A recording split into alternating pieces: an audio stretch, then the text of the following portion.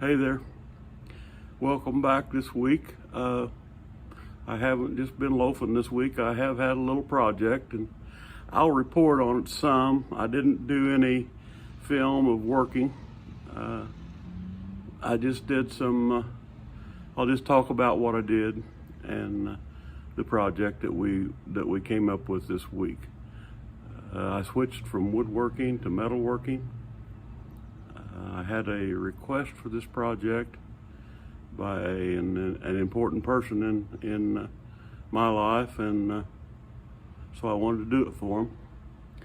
It hasn't been finished yet, and I don't think it's going to turn out exactly the way they wanted it, but I did come up with some unique ways of doing things that I just see other things. I look at a lot of videos on YouTube to get ideas and how they did it and what they did.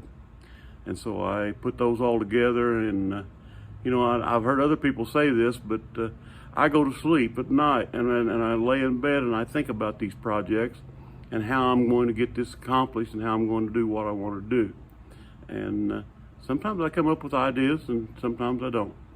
But here's what I did. They asked me to make a sign, and I did these videos before on making these signs. And it was all about fastening these letters that I bought to a unique board and how I did that. So this time I thought, they said, well, why don't you just try to make the letters out of different things? And so I went to the junk pile and looked around, and I found that I had a big bucket of 1/2-inch rebar stakes that I got at a yard sale last summer, and I saved them for this kind of a project. And so I thought, well, that ought to be easy to bend those and make letters out of them, and so that's what I tried to do. The first thing I had to do, I tried to put a pipe wrench on there and just bend it put it in the vise and bend it, and then it takes a little more force and leverage to do it than that. So here's what I came up with in a way to bend those letters. I went through the scrap pile again and I looked at everything I had in my junk box, and I found this piece of channel iron right here. That's the base of this outfit. And then I went back to the bolt drawer and I found some big bolts, and I put all the bigger bolts I could find, drilled holes for them to go in there. I had a broken handle out of a sledgehammer. It was laying back there in my junk pile, and I thought, well, that'll be a good solid anvil-like piece that I can use to put this angle iron in and pry it and bend it into circles. I found an old pulley that would fit on there. It was a 1/2 inch, no, it was an inch diameter, I believe, center hole. And so I found a piece of weld pipe that I drilled a hole and stuck through there. Then I can put this on and off. Then you need something to leverage against to put that pulley in. So I drilled another hole here and put a piece sticking up so that the pieces of angle iron would fit in here, and I could bend around that pulley. They'd fit under here.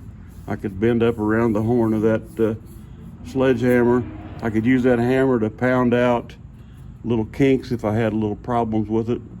Now the piece of angle iron, or the piece of channel, wasn't big enough. I couldn't hold it down. And so then what I had to do was I got this deck board that I had laying out in the scrap pile, and I bolted it down to the deck board. You can see how it's about 5 feet long. And so I bolted it down to the deck board so that I can stand on the deck board with my foot when it's on the ground, and I can bend my pieces around that homemade bending jig right there.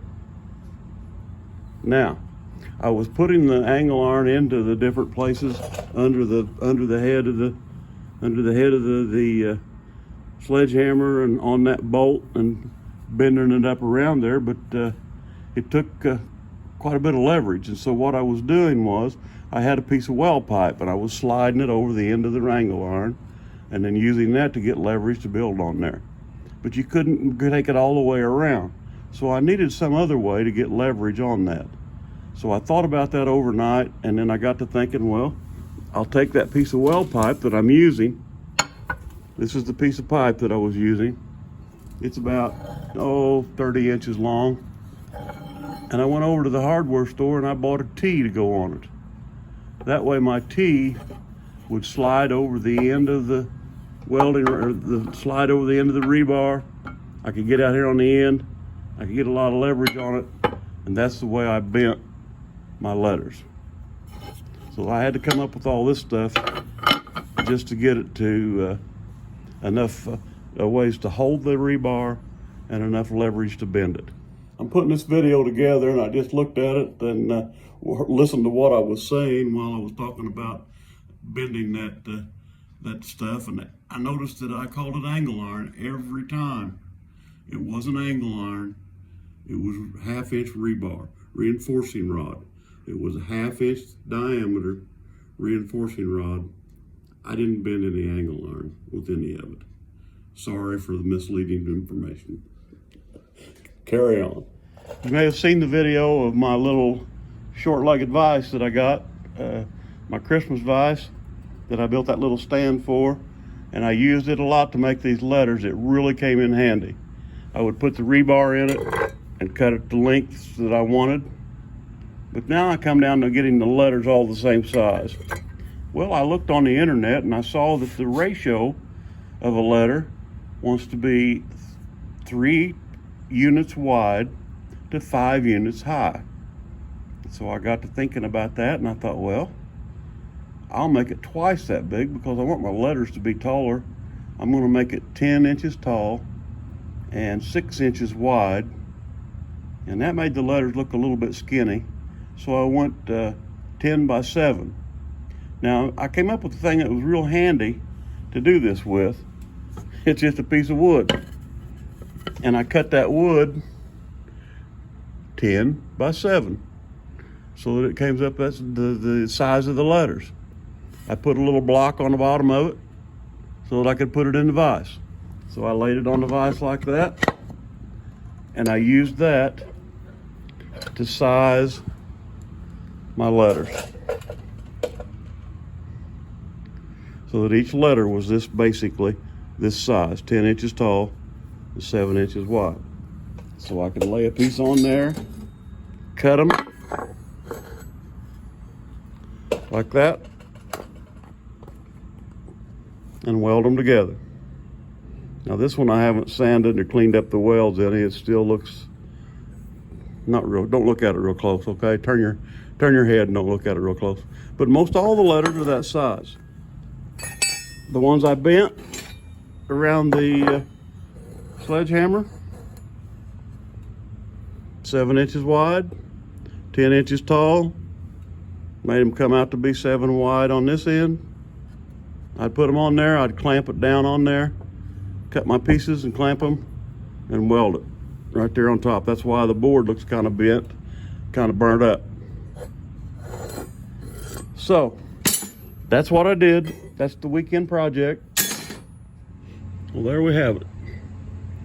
The Cross-Eyed Creek Farm.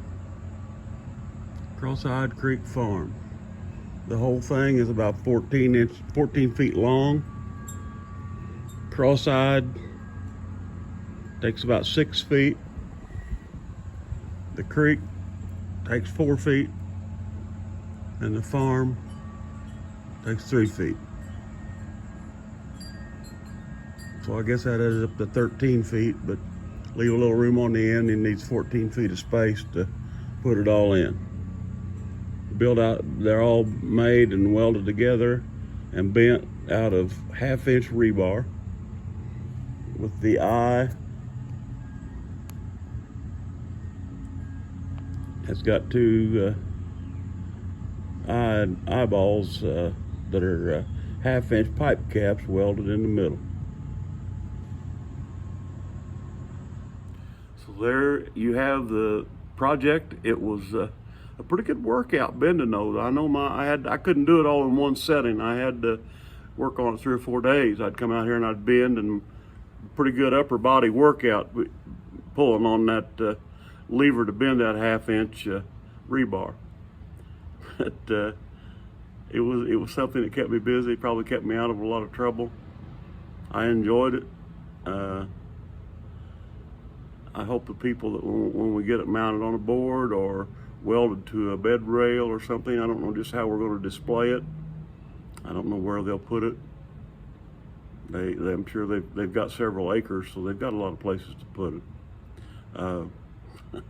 Thank you for watching this. God be with you. God bless you. Praise Him as often as you can. Every time you take a little break, every time you pause, think about God, think about Jesus Christ and what He did for us, and praise Him. Thank you for watching. I enjoy visiting with you like this. Bye-bye.